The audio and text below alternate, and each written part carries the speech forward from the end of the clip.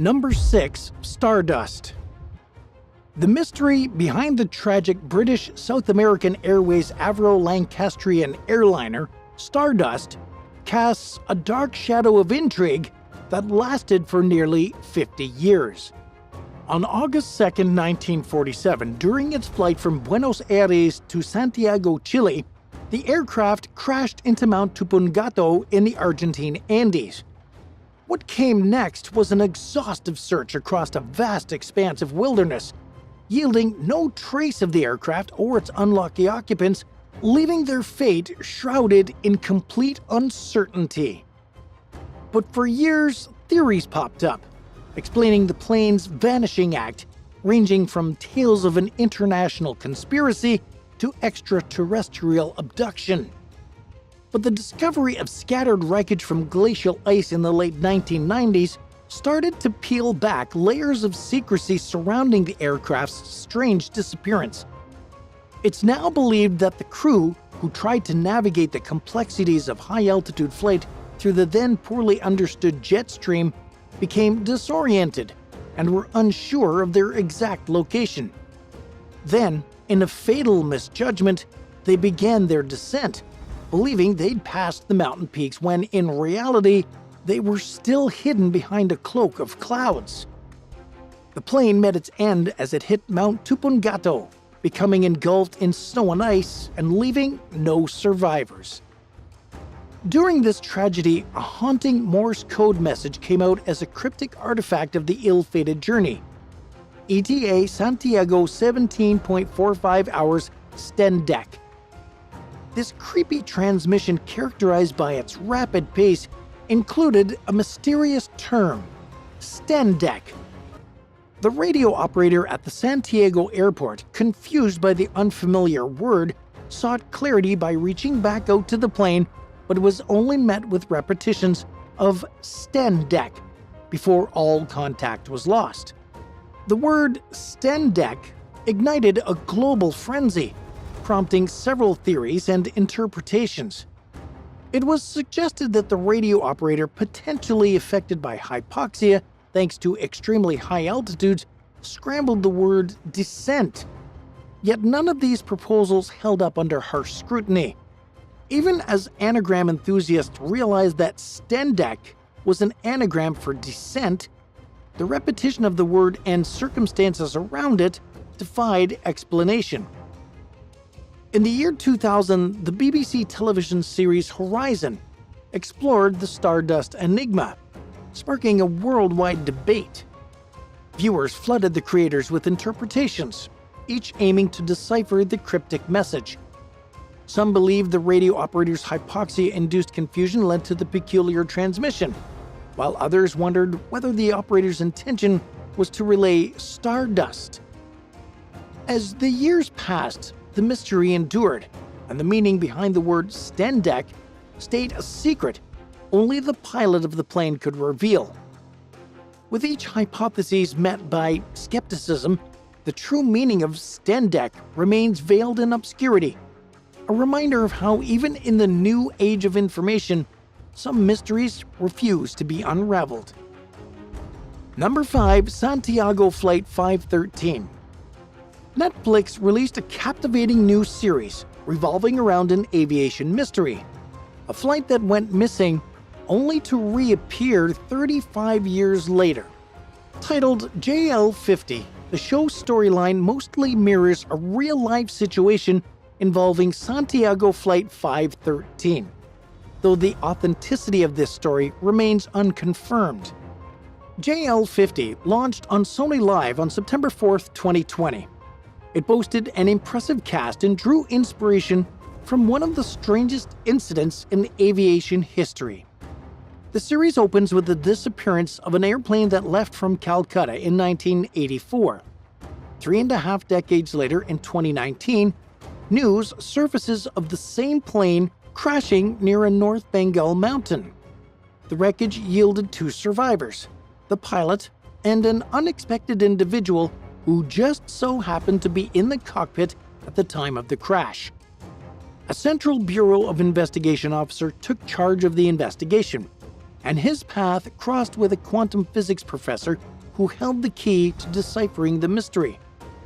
While fictionalized, JL50 integrates scientific principles to lend plausibility to its interweaving narrative. As we said before, the show's premise is deeply rooted in a story similar to that of Santiago Flight 513. According to legend, the commercial airliner took off from Germany on September 4, 1954, headed for Brazil. Tragically, it disappeared without a trace, leaving families, law enforcement, and the airline bewildered. The narrative twists when on October 12, 1989, 35 years later, the plane reappears at the intended destination with its 92 passengers' skeletal remains intact in their seats. But these claims lack concrete evidence and remain speculative. Santiago Flight 513's story aligns with the characteristics of many urban legends, narratives that blend reality with the fantastical, often for their shock value. Yet critical analysis reveals a few inconsistencies. No historical records confirm the existence of Santiago Airlines in the first place, and the timeline contradicts well-established aviation practices. The tale defies known laws of both physics and biology, making the 35-year flight and skeletal preservation impossible. JL50 and Santiago Flight 513 exemplify the draw of the unknown and the power of intricate storytelling. But while urban legends captivate the imagination, they often lack tangible proof. The persistence of these stories reflects humanity's fascination with the unexplained, highlighting the significant impacts of narratives, whether they originate from truth or imagination. Number 4. SS Cotto Paxi. The tale of the SS Cotto Paxi holds a mystery that's lasted nearly a century. In 1925, this ill-fated freighter ship vanished without a trace, igniting beliefs that it might have fallen victim to the clutches of the Bermuda Triangle, a place where the boundaries between reality and the unknown blur. This watery expanse has long been associated with unexplained disappearances and supernatural occurrences. Yet, hidden under the waves about 35 miles from the shores of St. Augustine, Florida, there's an eerie secret that's now come to light. Scientists reported that the Cotto Paxi's final resting place is at a site known to locals as the Bear Wreck, unbeknownst to divers and spearfishers who often frequented the area. Michael Barnett, a biologist with the National Oceanic and Atmospheric Administration, undertook a journey that spanned 15 years. As a shipwreck enthusiast and independent researcher, Barnett looked into the abyss, seeking to uncover the identity of the Bear Wreck. His suspicions lined up with a ship that had been the subject of rumors and legend for years, the Cotto Paxi. A steam-powered freighter, the Cotto Paxi left on its ill-fated journey on November 29, 1925, hauling coal from Charleston, South Carolina to Havana, Cuba. On board, there were 32 souls lost forever in the abyss.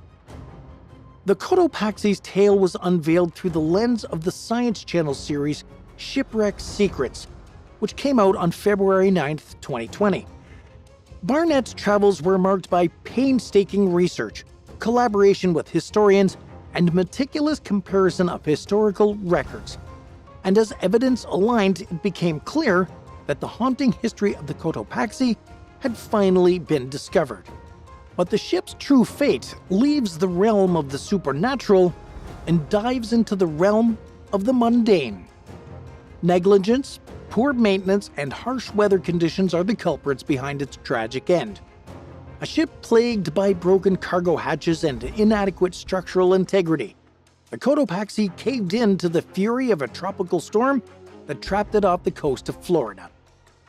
In the face of rough seas and such bad weather, the ship's struggle became a catastrophe, leading to its eventual submersion into the deep. While the Bermuda Triangle's mystique remains, tied tightly to the tales of missing ships and inexplicable phenomena, the Cotto Paxi's unraveling reveals a tale grounded to the perils of the vast sea. Theories of alien encounters and mystical forces have given way to the reality of treacherous waters, coral reefs, and harsh hurricanes. And as the Cotto Paxi story is revealed, it serves as a reminder that the most gripping mysteries are often not conjured from the unknown, but instead from the delicate balance between man, nature, and sea. Have you ever seen a shipwreck in person? What was it like? Tell us about it in the comments down below, and be sure to subscribe if you're enjoying the video so far. Number 3. Samratulangi PB 1600. A perplexing maritime mystery has once again thrust itself into the forefront of imaginations, evoking quiet whispers of the supernatural. In a tale that defies all explanation, a ship believed lost to the depths of the Pacific back in 2009 resurfaced in the Indian Ocean nearly 10 years later, leaving a trail of wonder in its wake. Ominously dubbed the Ghost Ship, this vessel, the Samratulangi PB 1600, vanished, only to emerge again off the coast of Myanmar in late August 2018. The story starts in the Pacific, where this ship was last seen off the Taiwanese coast almost a decade ago. Once outfitted with the Indonesian flag, the ship's voyage began in Taiwan, only to slip into obscurity as all communications died off. As authorities and coastal nations grappled with the ship's disappearance, waves of speculation swelled. Then, a revelation came out with seemingly no explanation. On a fateful August day in 2018, the ship suddenly reappeared, grounded on a sandbar south of Myanmar. Fishermen from the village of Thammasata accidentally stumbled upon the ghost ship, its presence alone a haunting mystery. Upon closer inspection, the fishermen found themselves alone in the presence of the vessel. The ship that once sailed with purpose and life was now a hollow husk, without any sign of a crew or cargo. The baffling discovery quickly summoned authorities, but their investigations yielded little. The Myanmar Navy, who felt uneasy from this vessel's apparition, struggled to find an explanation behind the ship's resurgence. Uni Wen Yangon, a Myanmarese member of parliament, put into words the confounding nature of the spectacle, saying, "No crew or cargo was found on the ship. It was quite puzzling how such a big ship turned up in our waters." Even as inquiries made attempts to tether this tale to the realm of reality, the ghost ship stayed a mystery. The vessel, measuring a whopping 582 feet in length and 92 feet in width, defied explanation. Some sought solace in stories attributing the vessel's reappearance to its detachment from a shipwreck factory in Chittagong, Bangladesh, but this only cloaked the narrative in further uncertainty.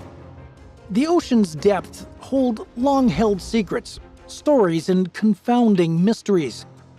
The tale of the ghost ship, its emergence from the abyss, joins a series of inexplicable maritime events that have taken place upon Asian waters, a realm where unoccupied boats and vessels bearing haunting cargo have created tales of their own. As the currents of the Indian Ocean lap against this ghostly vessel, the question remains: how does a ship that was once lost to the Pacific all of a sudden re-emerge on the shores of the Indian Ocean, undisturbed by the passage of time? Number 2. Ghost Car. In the realm of the unexplained, a chilling phenomenon comes to life in a dashcam video taken from December 2018 in Warren, Michigan. The theme opens up innocently enough as the car idles at a red light, side by side with a Mercury Mariner. As the light transitions to green, the two vehicles begin their respective journeys. But the mundane quickly transforms into the uncanny. At the intersection, a vehicle, seemingly conjured from the void, suddenly crashes into the Mariner. The crossover vehicle then spins dramatically out of control, caught in a dance of destruction, and even momentarily takes flight. In the midst of this spectacle, the ghost car seems to collide with the dashcam vehicle. The aftermath of this incident was a whirlpool of debris. Then the video ends, leaving observers to grapple with an event that seemingly defied the laws of the tangible world. During all of the wreckage and confusion, the uploader unveils few fragments of context. The event happened on December 29th. It was attributed to a driver who blatantly ignored the red light. The outcome of this collision didn't result in life-threatening injuries, but unanswered questions linger.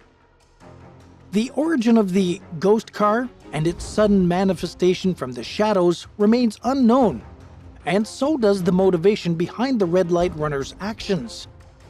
With theories varying from distraction to recklessness, the incident serves as a reminder of the mysteries that lurk just beyond our understanding. Fleeting glimpses of the unexplainable that leave us questioning the boundaries of reality. And at number 1, the Marlboro. On January 11th, 1890, an iron-built, two-decked merchant ship called the Marlboro set sail from Littleton, New Zealand, with a cargo of frozen meat and wool heading for London. On board was a crew of 29 and one female passenger, Mrs. W.B. Anderson. Just 2 days later, contact with the Marlboro was lost forever, sealing its fate as a mystery. As the ship continued on its journey, the world watched until the passage of time revealed questions about the vessel's condition upon departure. Apparently, the cargo was stowed appropriately and the ship was seaworthy enough for the journey. But months slipped by, and the Marlboro was eventually labeled missing. Speculations flourished, with whispers of icebergs lurking near Cape Horn, a treacherous domain known for its hazards. Among these murky waters, a story came out, telling of a sighting of the Marlboro in 1913 near Cape Horn. A ship called the Johnson claimed to have seen the vessel, her masts draped in a green hue of decay. Skeletal remains littered the deck, frozen echoes of a bygone crew. The account created images of a chilling story, intertwining reality with fiction. But as the years went on, the threads of the tale unraveled, leaving more questions than answers. The sighting was never actually confirmed, so the Marlboro remains a vessel lost in time, its fate clouded in the mists of the unknown. And as the waves of the past recede, the Marlboro continues to haunt our imagination, a reminder that the sea, like the mysteries it hides, remains a realm of beauty and intrigue.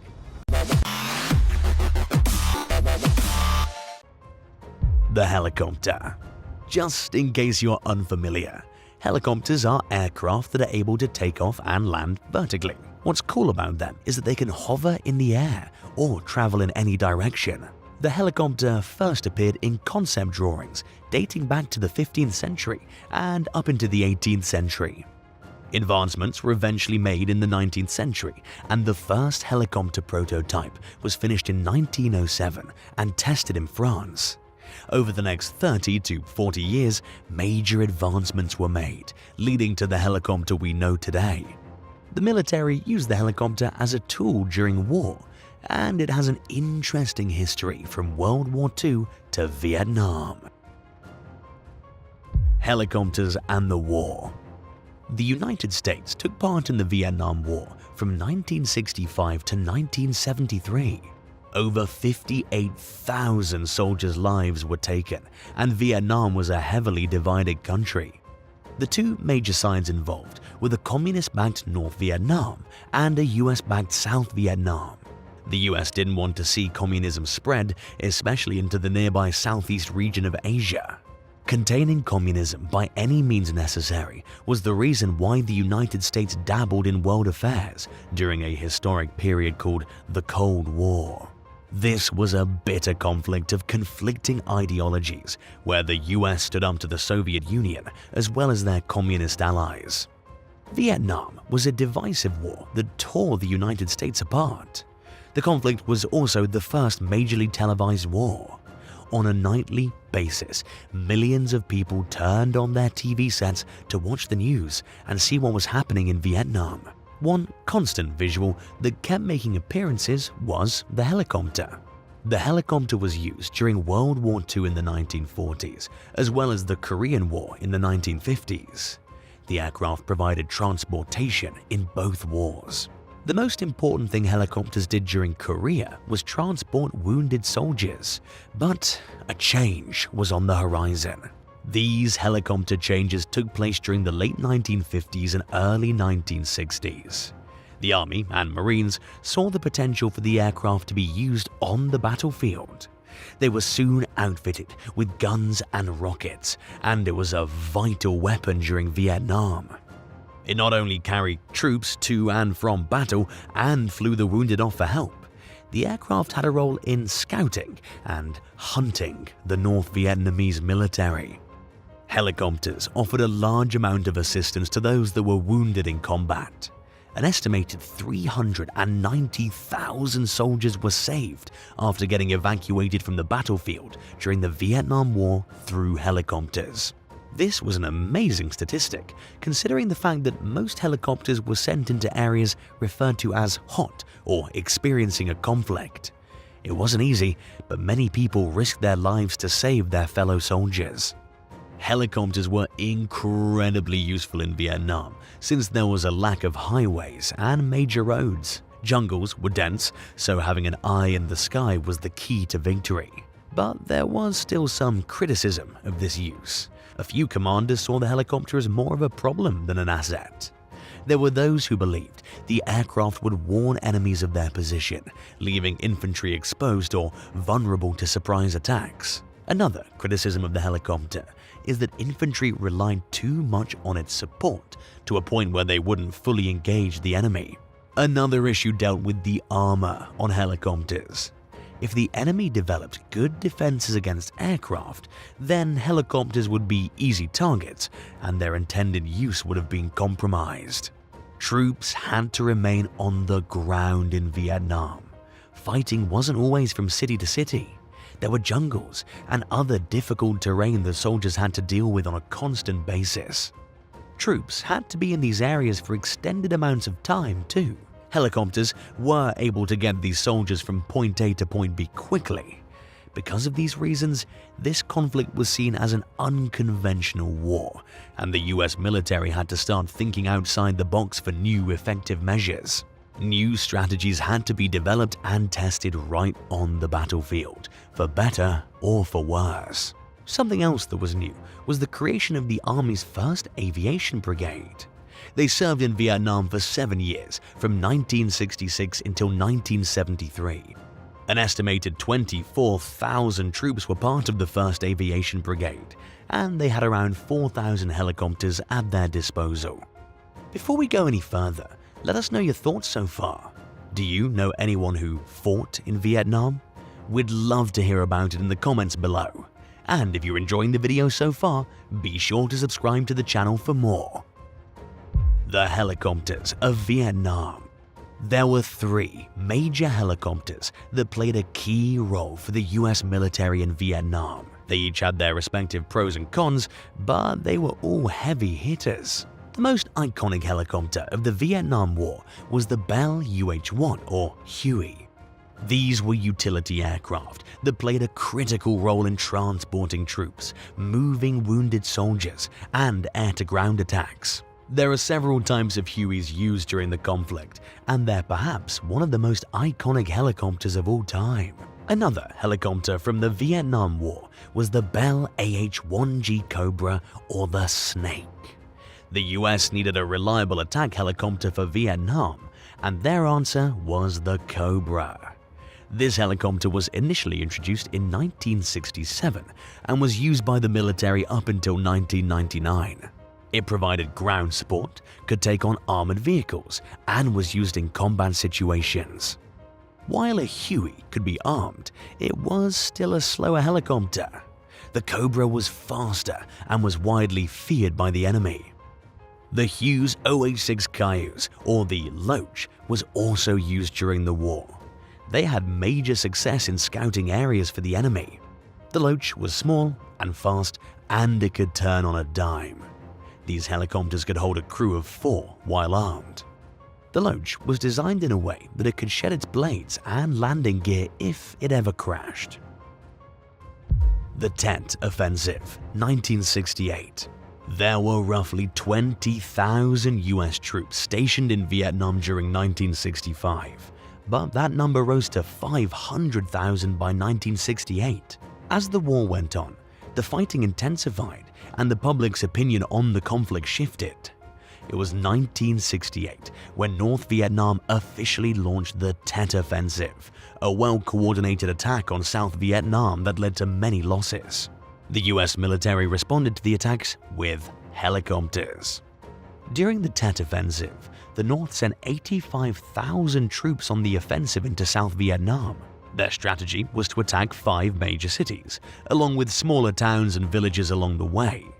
Their targets also focused on dozens of military installations.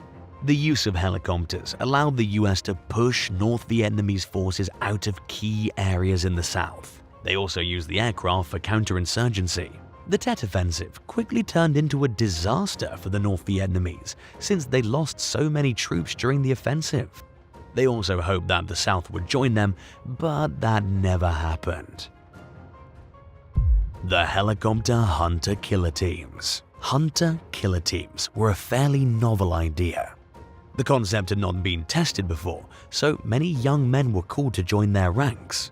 So, who were the Helicopter Hunter-Killer Teams of the Vietnam War? These were soldiers that were part of helicopter companies. They had various tasks. The Hunter was the Loach helicopter, while the Killer was the Cobra. The Loach was able to seek out the enemy, and the Cobra, trailing not far behind, would attack. The Hunter teams consisted of volunteers, mainly young men between the ages of 19 and 22. A majority of these young men were single and of the naive opinion that they were bulletproof. Also, most of these soldiers didn't have wives or children back home. While these young pilots were invincible in their heads, their helicopters were far from that. The Loaches had a light aluminium outer skin, and the North Vietnamese were able to shoot them down pretty easily. As mentioned before, the Loach was designed in a way to deal with its crashes. Most of the time, the crew could simply walk away unharmed or with minimal injuries. If they did go down, another helicopter could swoop in and rescue those that crashed. It was hectic, but crews worked like clockwork to save each other when necessary. The combination of the Loach and the Cobra were not to be trifled with. The Loach had a pilot, observer, and even a door gunner. They flew an astonishing 10 feet above the treetops at speeds of 45 to 60 miles per hour searching for the enemy. Armaments for the helicopter included 2 M60 machine guns or a minigun. Some 1,500 feet above the Loach was the Cobra, and it would attack whenever the enemy was spotted. Centaurs in Vietnam provided the armaments for the Cobra. Each Cobra is armed with a minigun carrying 4,000 rounds of 7.62 ammo that will fire at the rate of 2,000 to 4,000 rounds per minute, a 40mm automatic grenade launcher carrying 200 to 400 rounds of ammo, and 4 rocket pods with a total of 52 various types of rockets. A typical day for these crews started early at dawn. The teams were briefed on what to look out for and were sent out to do their hunter-killer jobs. The Loach was paired on with a Cobra and they'd go out to look for enemy encampments. Certain groups were sent over the same area over and over again so they could learn the terrain and look for any signs of the enemy's presence. One veteran who served during the war as part of a hunter-killer group told Smithsonian Magazine in an interview, "We were combat trackers. I followed footsteps. I could see a cigarette butt still burning. I could tell how old a footprint was by how it looked." Since helicopter use in warfare was new, just like the training methods that were used by the military, the units had their own unique way of doing things, and a Loach crew would almost always work closely with a Cobra crew. They bonded on missions and were even living in the same quarters at a base. Another interesting fact is that Cobra crews trained in the US, while Loach crews were trained in Vietnam. One veteran told Smithsonian Magazine, "There was one day of initial training. I went up in a Loach with an M16 machine gun to get used to firing the weapon. That was about it." Despite the differences, the two helicopter crews worked well together in combat. Some Loach helicopters were 25 to 30 feet away from their targets, and it was close fighting sometimes. A Loach was not supposed to engage for too long. They were equipped with many different weapons. A side gunner could drop a smoke grenade onto the ground where the enemy was to let the Cobra know where they needed to strike.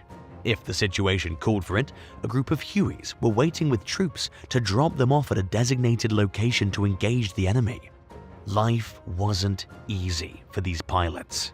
The Loach crew was seen as a bit different, a little odd but incredibly tough.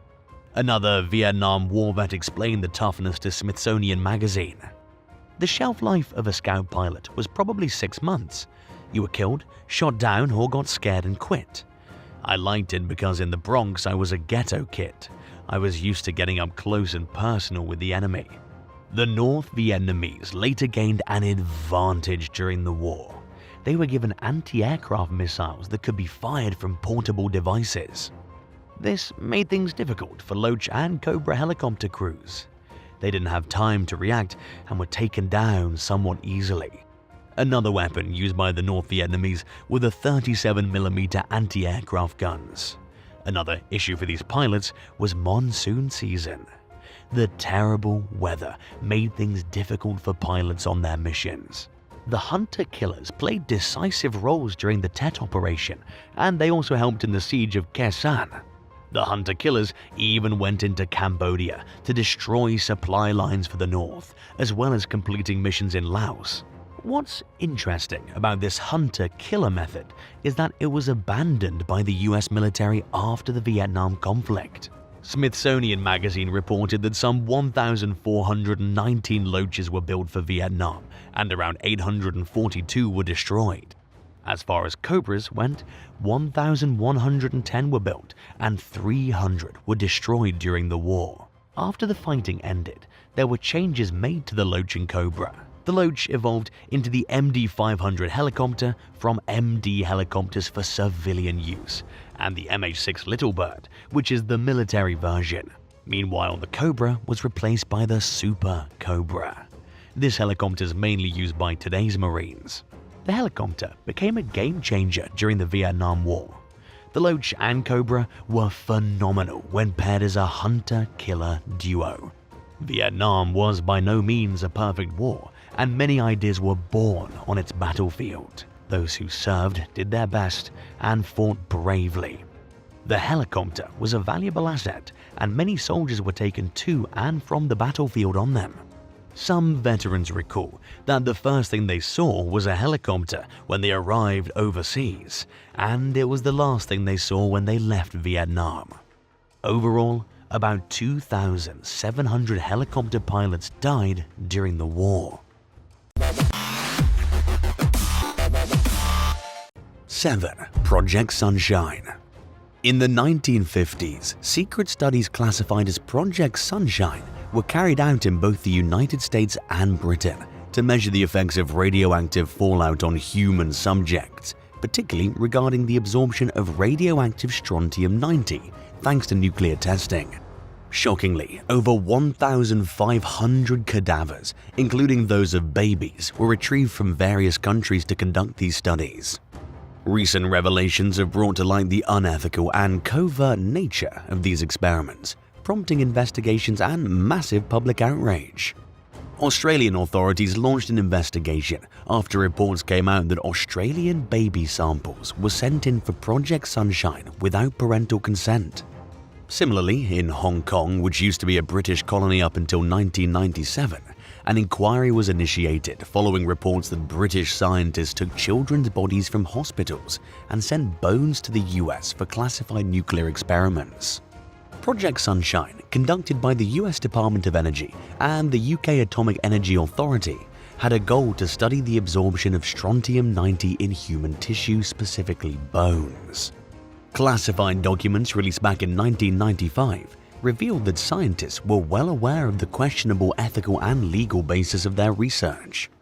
The difficulty in obtaining human samples led to the acknowledgement of great gaps in the project's results, with one scientist even referring to the need for body snatching in order to properly conduct enough testing. For parents who unknowingly participated in the research, the experience was harrowing to say the least. A British mother remembered how her stillborn baby's legs were taken off without her consent, preventing her from dressing her daughter for the funeral. Despite several media reports about infant cadavers being sent to the United States for Project Sunshine, official investigations have been lacking up until now. But recent scrutiny has led to investigations into past practices.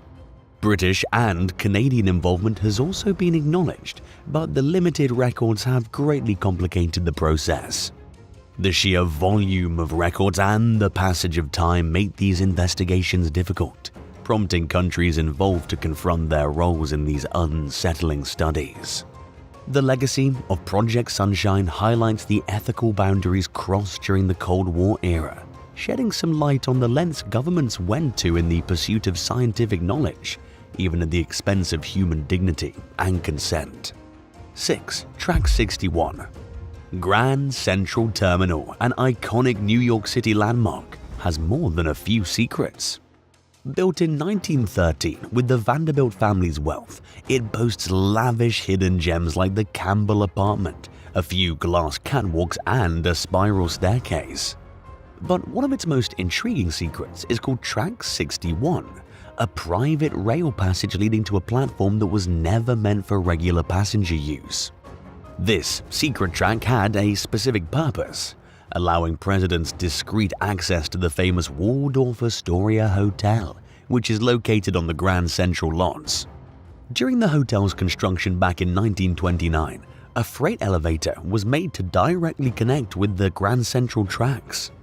This elevator replaced an underground powerhouse that once supplied steam to the terminal and facilitated private train car rides for dignitaries.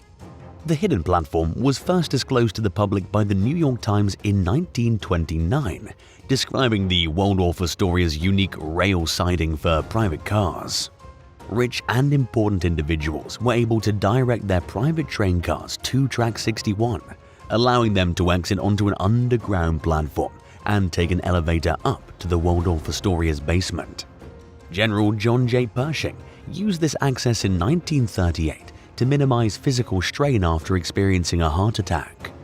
Track 61's most notable regular visitor was President Franklin D. Roosevelt, who used it to keep his paralysis out of the public's view. FDR's special train car, fitted with thick steel and bulletproof glass, moved him around in an armor-plated Pierce Arrow limousine. The 6-foot-wide freight elevator carried both FDR and his car to the hotel's garage. Reports also came in suggesting that other VIP hotel guests and politicians sometimes used this secret route. While Track 61 eventually fell into disuse during the 1960s and 1970s amid Grand Central's deterioration, it found an unexpected purpose in hosting squatters when the terminal housed a homeless population. Today, the track and elevator are operational, serving as a potential escape route for presidents who choose to stay at the Waldorf Astoria. The tale of Track 61 offers a glimpse into the hidden history of Grand Central Terminal and its key role in facilitating secret presidential access to the hotel. 5. UFO Retrieval Program.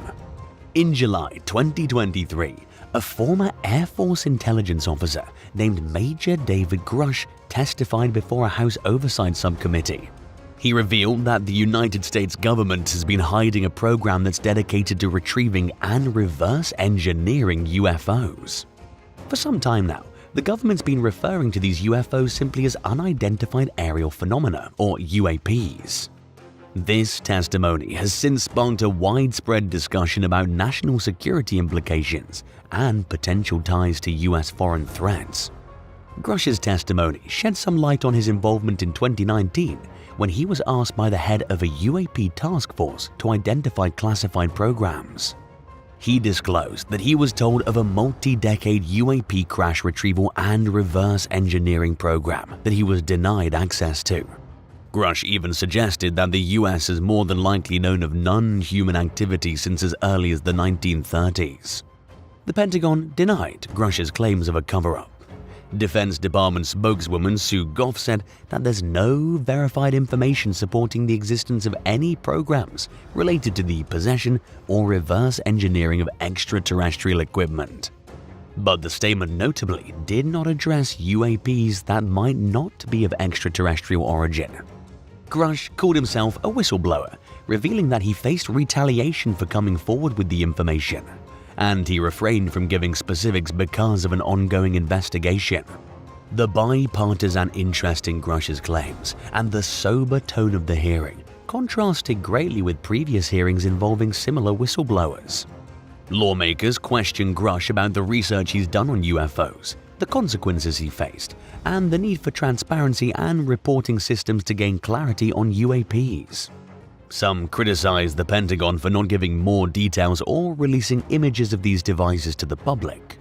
Pentagon officials acknowledged getting hundreds of new reports of UFOs and stated that any unauthorized system in US airspace is considered a serious safety threat. Despite the denial of any cover-up, Grush's testimony adds to the growing intrigue around UAPs, encouraging discussions around transparency, national security, and potential technological advancements related to unidentified aerial phenomena and objects. 4. Lunar Nukes. In the late 1950s, during the peak of the Cold War, a secret operation called Project A119 was initiated by the United States with the intention of detonating a nuclear device on the moon. This bold plan was created during the intense rivalry between the US and the Soviet Union. The launch of the Soviet satellite Sputnik in 1957 sent ripples throughout the West, leading to a desperate need for a display of technological superiority. The project, which was led by physicist Leonard Raffel, aimed to create a lunar explosion and mushroom cloud that would effectively demonstrate America's military prowess to the world. By unleashing such a massive spectacle, the US hoped to overshadow the Soviets' achievement and reaffirm its dominance in the global power struggle. It was believed that the display would be so incredible that it would be visible from any spot on Earth, serving as a testament to America's might. While the primary motive was a display of strength, it's believed there were more secondary goals as well, including gaining insights into the moon's geological structure and potentially uncovering signs of life beneath its surface. Project A119's feasibility study, which was eventually declassified in 2000, revealed that a lunar detonation was technically achievable, but the project never advanced beyond this stage. Also, the report, titled A Study of Lunar Research Flights, didn't dive that deep into operational details of the detonation process. The project's cancellation was chalked up to concerns about the environmental impact on the moon's landscape, as well as its potential to damage prospects of future lunar exploration. Dr. Raffel expressed relief after hearing about the project's declassification, acknowledging the public outcry would have broken out had it been made known earlier. Vince Horton, a historian and curator of the International Spy Museum in Washington, said that such extraordinary projects came from a context of deep-seated paranoia and the desperate measures governments resorted to during the Cold War. While these ideas might seem crazy today, they were born out of a necessity for innovative solutions to real military and political threats. These secret initiatives exemplify the intelligence community's role in envisioning unconventional measures to safeguard national interests and prevent unwelcome foreign surprises. In hindsight, the moon managed to escape this drastic intervention, and Project A119 remains a testament to the lengths governments were willing to go to showcase their might and outmaneuver their rivals during the Cold War era. What do you think the consequences would have been if actually America detonated a nuke on the moon? Let us know in the comments down below, and while you're at it, subscribe to the channel. 3. Operation Northwards.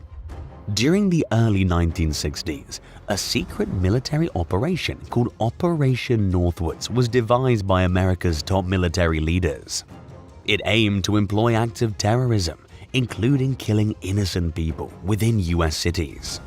The intention behind this scheme was to foster public support for a war against Cuba, where Fidel Castro had become a communist leader.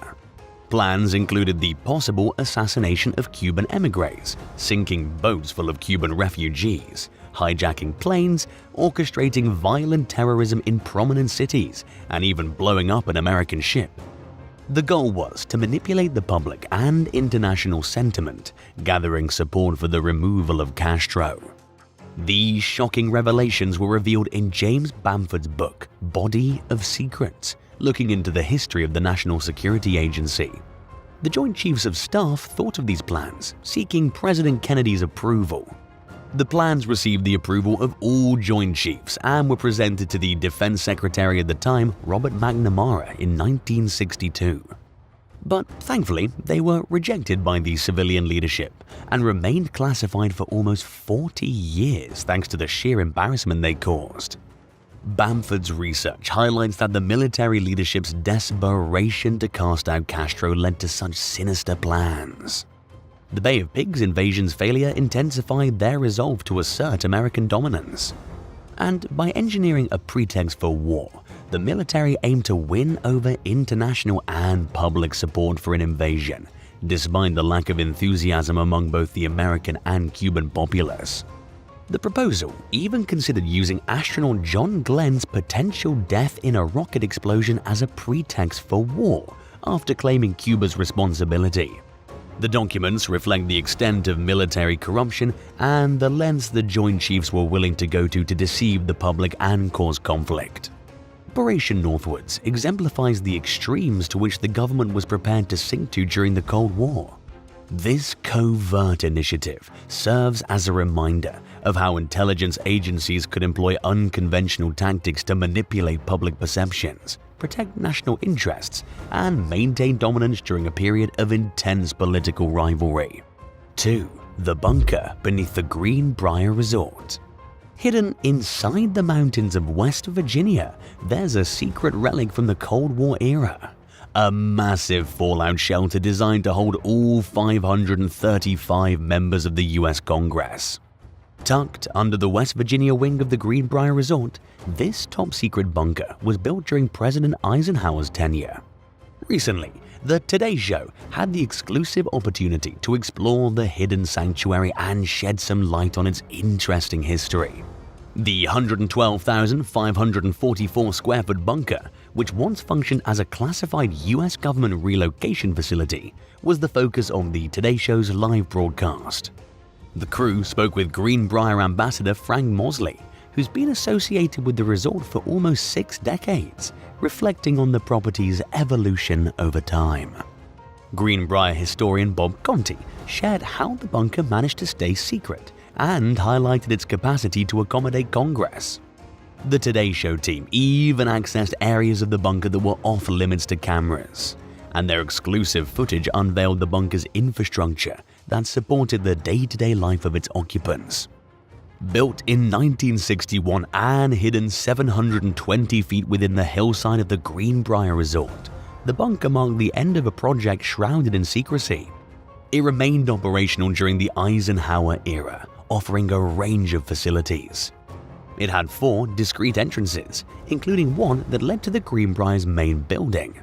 It also had a 25-ton blast door that required a measly 50 pounds of pressure to open.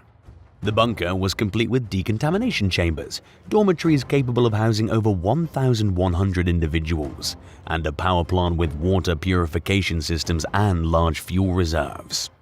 But that's not all. There was a communication section with television facilities, medical amenities, as well as a dining area, meeting rooms, and more. Throughout its 3-decade active period, the bunker saw constant technological updates to ensure its emergency readiness. and the facility's hidden location was a key element of it remaining undisclosed for over 30 years. In 1992, the Washington Post exposed the bunker's existence, leading to the end of the US government's lease agreement with the Greenbrier. In 1995, the resort began offering guided tours of this historic Cold War relic. Today, visitors have the chance to explore the once secret bunker and gain insight into its fascinating history. 1. Spying on journalists. For 15 years, Jim Scott, a retired Navy public relations official, has been pursuing information about Project Mockingbird, a secret CIA wiretapping operation during the 1960s that targeted his father, Paul J. Scott. While the CIA released a few documents in 2020, a significant portion of the wiretap transcripts was still classified. And despite being told by the CIA that the case was closed, Scott's persistence led him to write an open letter to CIA Director William J. Burns. He begged for a reopening of the case and suggested the help of CIA Chief Historian David Robarge and his team. Project Mockingbird is a noteworthy episode in the history of government surveillance, particularly related to information leaks. It was among the earliest and most invasive leak investigations carried out by the CIA. The operation targeted Paul Scott and his partner Colonel Robert S. Allen, who co-authored Washington Merry-Go-Round with Drew Pearson. The articles by the Allen-Scott Report about the Cuban Missile Crisis reportedly led to Attorney General Robert F. Kennedy's request for CIA Director John McCone to wiretap their offices and homes. Jim Scott's belief is that Project Mockingbird was successful, uncovering confidential sources within members of Congress, executive branch figures, and former CIA officials. This operation was just one of several CIA efforts aimed at identifying confidential sources within the media. The other targets included reporters like Michael Gedler and Jack Anderson, as well as a CIA officer named Victor Marchetti. The case of Project Mockingbird is significant since it predates the legal reforms of the late 1970s, which brought leak investigations under jurisdiction of the Justice Department. These reforms criminalized unauthorized national defense secret disclosures and resulted in a surge of leak-related criminal cases against journalistic sources. Burns' personal involvement in revisiting Project Mockingbird is noteworthy, since it offers the potential for increased transparency within the whole of the intelligence community. And, if successful, this endeavor could shed light on an unfortunate chapter in history, contributing to a more open understanding of past government activities. What other secrets do you think our government's keeping from us? Let us know in the comments down below. And if you enjoyed this video, be sure to leave a like and subscribe to the channel. Thank you so much for watching, and we'll see you in the next one.